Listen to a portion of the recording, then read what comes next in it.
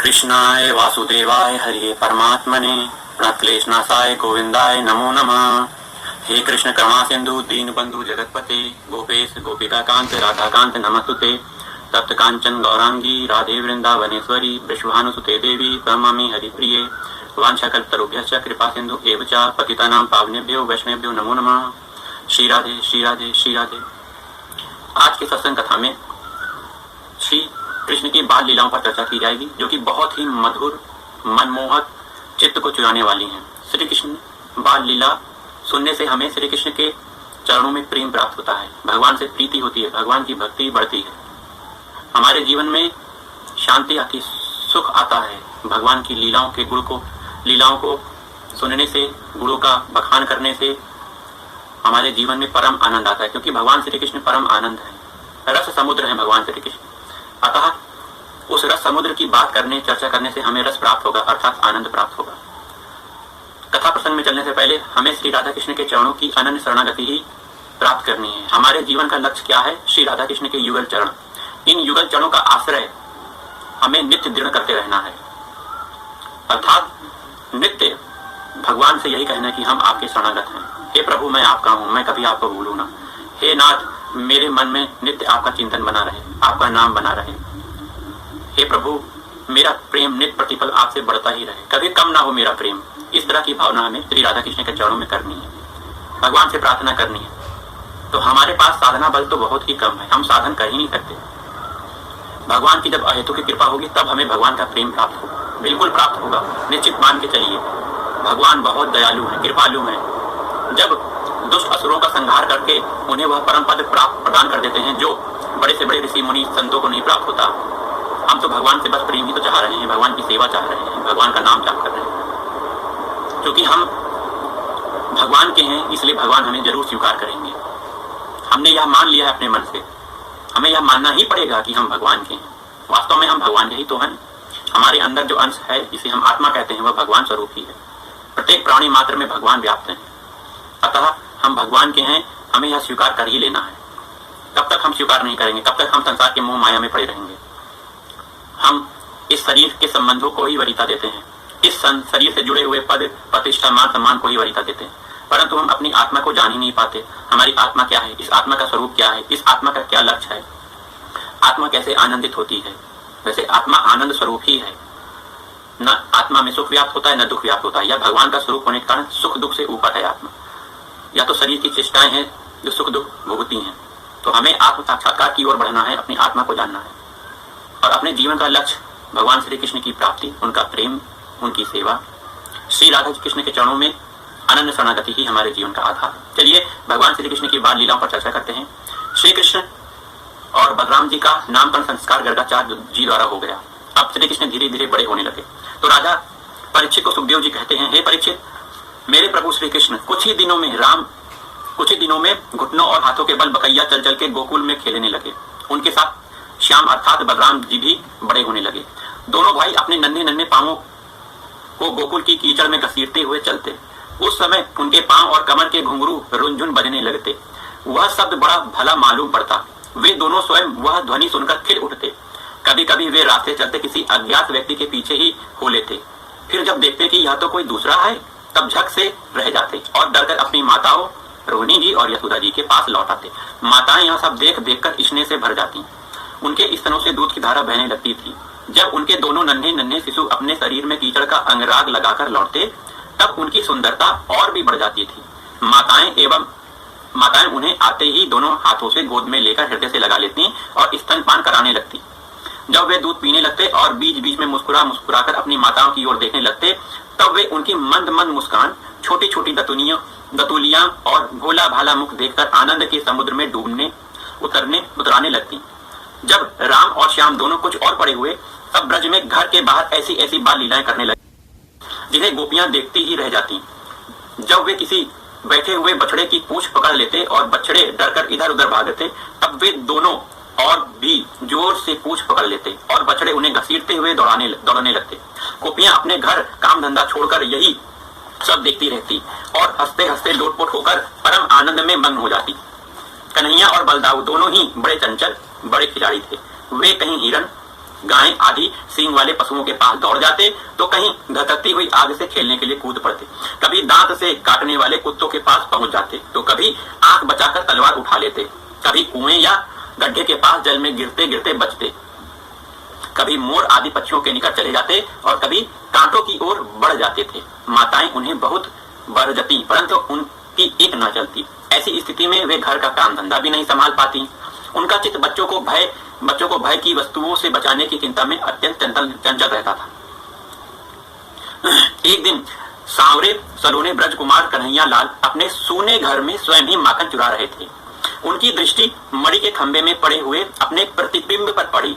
अब तो वह डर गए।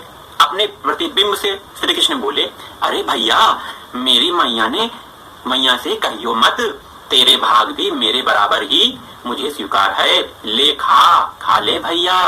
यशोदा माता अपने लाला की तोतली बात सुन रही थी। उन्हें बड़ा आश्चर्य हुआ। वे घर में भीतर घुस गईं। माता को देखते श्री कृष्ण अपने प्रतिबिंब को दिखा के बात बदल दी। श्री कृष्ण क्या बोलते हैं, मैया यह कौन है? लोभवश तुम्हारा माखन चुराने के लिए आज घर में घुस आया है। मैं मना करता हूँ तो मानता ही नहीं, और मैं क्रोध करता हूँ तो यह भी क्रोध करता है। मैया, तुम कुछ और मत सोचना, मेरे मन में माखन का तनिक भी लोभ नहीं है।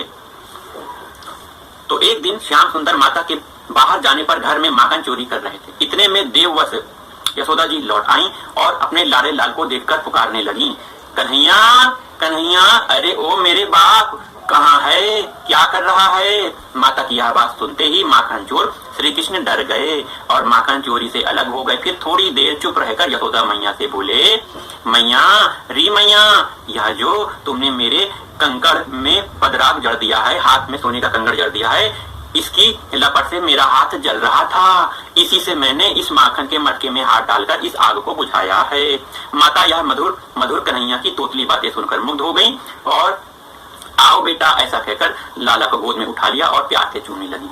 तो आगे सुखदेव जी कहते हैं, हे राजर्षि से कुछ ही दिनों में यशोदा और रोहिणी के लाडले लाल घुटनों का सहारा लिए बिना अनायास ही खड़े होकर गोकुल में चलने फिरने लगे। वे ब्रजवासियों के कन्हैया स्वयं भगवान हैं, परम सुंदर, परम मधुर। अब वे और बलराम अपनी ही उम्र के ग्वाल बालों को अपने साथ लेकर खेलने के लिए ब्रज में निकल पड़ते और ब्रज की भागवती गोपियों को निहाल करते हुए तरह तरह के खेल खेलते। उनके बचपन की चंचलताएं बड़ी ही अनोखी होती थीं। गोपियों को तो बड़ी ही सुंदर और मधुर लगती। एक दिन सब की सब इकट्ठा होकर नंद बाबा के घर आई और यशोदा माता को सुना सुनाकर कन्हैया के करतूत कहने लगी। अरे यशोदा, यह तेरा कान्हा बड़ा नटखट हो गया है। गाय दूहने का समय ना होने पर भी यह बच्चों को खोल देता है और हम डांटती हैं तो ठठा ठठा के हंसने लगता है। यह चोरी के बड़े बड़े उपाय करके हमारे मीठे मीठे दही दूध चुरा चुरा कर खा जाता है। केवल अपना ही खाता तो एक बात थी, यह सारा दही दूध बानरों को बांट देता है और जब वे भी पेट भर जाने पर नहीं खाते तब यह हमारे माटों को फोड़ डालता है। यदि घर में कोई वस्तु नहीं मिलती तो यह घर और घर वालों पर बहुत खींचता है और हमारे बच्चों को रुलाकर भाग जाता है।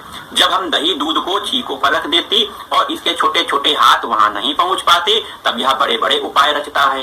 कहीं 2-4 पीढ़ों को एक के ऊपर एक रख देता है, कहीं ऊखल पर चढ़ जाता है तो कहीं ऊखल पर पीढ़ा रख देता है, कभी कभी तो अपने किसी साथी के कंधे पर ही चढ़ जाता है। जब इतने पर भी काम नहीं चलता तो वह नीचे से ही बर्तनों में छेद कर देता है। इससे इस बात की पक्की पहचान रहती है कि किस छीके पर किस बर्तन में क्या रखा है। ऐसे ढंग से छेद करना जानता है कि किसी को पता तक नहीं चले। जब हम अपनी वस्तुओं को बहुत अंधेरे में छिपा देती हैं तब नंदरानी, तुमने जो इसे बहुत मणिमय आभूषण पहना रखा है उसके प्रकाश से अपने आप ही सब कुछ देख लेता है। इसके शरीर में ऐसी ज्योति है जिससे यह सब कुछ दिख जाता है। यह इतना चालाक है कि कौन कहाँ क्या रखता है इसका पता इसे चल जाता है। जब हम सब घर के काम धंधों में उलझी रहती हैं तब यह अपना काम बना लेता है। ऐसा करके भी विधाई की बात करता है। उल्टे हमें ही चोर बनाता है, अपने घर का मालिक बन जाता है। इतना ही नहीं, यह हमारे लिए लिपे पुते स्वच्छ घर में मूत्र आदि कर देता है। तनिक देखो तो इसकी ओर, वहां तो चोरों के अनेक उपाय करके काम बनाता है और यहाँ मालूम हो रहा है कि मानो पत्थर की मूर्ति खड़ी हो। वारे भोले भाले साधु। इस प्रकार गोपियां कहती जाती और श्री कृष्ण के भी चकित नेत्र से युक्त मुख कमल को देखती जाती। उसकी यह दशा देखकर नंदरानी यशोदा जी उनके मन का भाव ताड़ लेती और उसके हृदय में स्नेह और आनंद की बाढ़ आ जाती। उनके हृदय में। वे इस प्रकार हंसने लगती कि अपने लाडले कन्हैया को इस बात का उलाहना भी न दे पाती, डांटने की बात तक नहीं सोच पाती। तो एक दिन माता ने माखन चोरी करने पर श्याम सुंदर को धमकाया, डांटा, फटकारा। बस दोनों नेत्रों से आंसू की झड़ी लग गई। मेरे कन्हैया रोने लग गए। कर कमल से आंसू मलने लगे। करके मेरे कन्हैया रोने लगे। मेरे कन्हैया का गला रोन गया। मुंह से बोला नहीं जाता है मेरे कन्हैया का। बस माता यशोदा का धैर्य टूट गया। अपने आंचल से अपने लल्ला कन्हैया का मुख पोंछा और बड़े प्यार से गले लगाकर बोली, लाला यह सब तुम्हारा ही है, यह चोरी नहीं। एक दिन बलराम आदि ग्वाल बाल श्री कृष्ण के साथ खेल रहे थे। उन लोगों ने माँ यशोदा के पास आकर कहा, माँ कन्हैया ने मिट्टी खाई है। हितेशणी यशोदा ने श्री कृष्ण का हाथ पकड़ लिया। उस समय श्री कृष्ण की आंखें डर के मारे नाच रही थीं। यशोदा मैया ने डांट कर कहा, क्यों रे नटखट, तू बहुत ढीठ हो गया है। तूने अकेले में छिपकर मिट्टी क्यों खाई? देख तो तेरे दल के सारे सखा क्या कह रहे हैं। तेरे बड़े भैया बलदाऊ भी तो उन्हीं की ओर से गवाही दे रहे हैं। भगवान श्री कृष्ण ने कहा, माँ मैंने मिट्टी नहीं खाई, ये सब झूठ बोल रहे हैं। यदि तुम इन्हीं की बात सच मानती हो तो मेरा मुख तुम्हारे सामने है, तुम अपनी आंखों से देख लो मैया। यशोदा जी ने कहा, अच्छी बात है, यदि ऐसा है तो मुंह खोल। माता के ऐसा कहने पर भगवान श्री कृष्ण ने अपना मुंह खोल दिया। परीक्षित कहते हैं, भगवान श्री कृष्ण का ऐश्वर्य अनंत है। वे केवल लीला के लिए ही मनुष्य के बालक बने हुए हैं।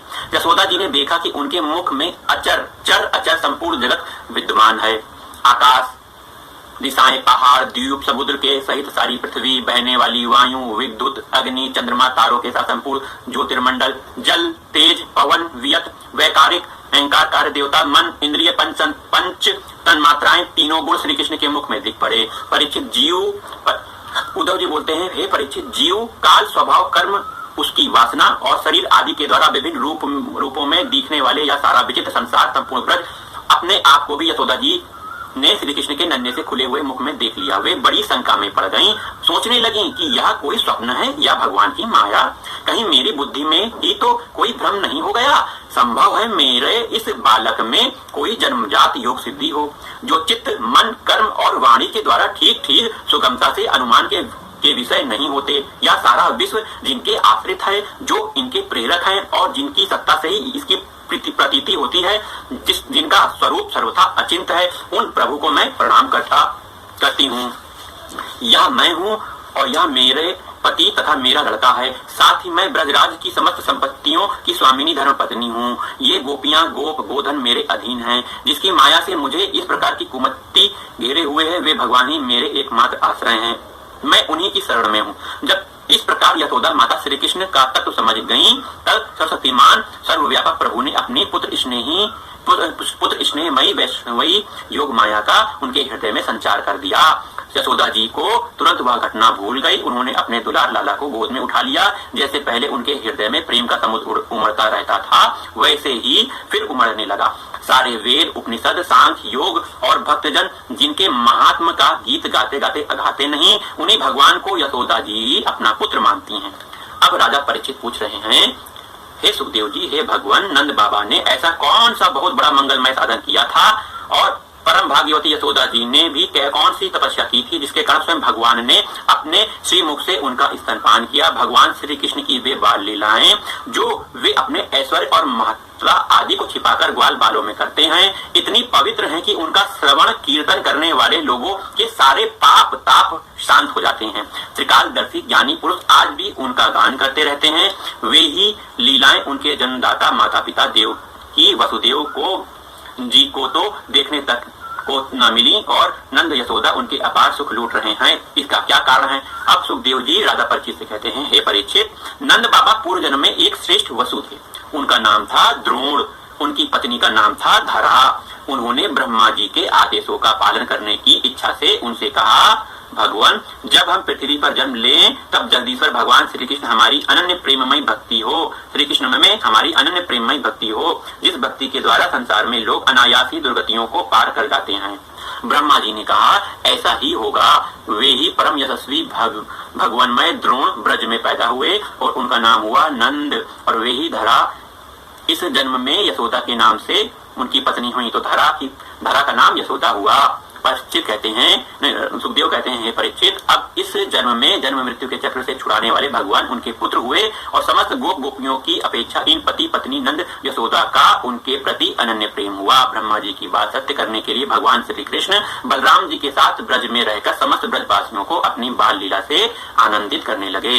जय जय श्यामा जय जय श्याम, जय जय श्री वृंदावन धाम, जय जय श्यामा जय जय श्याम, जय जय श्री वृंदावन।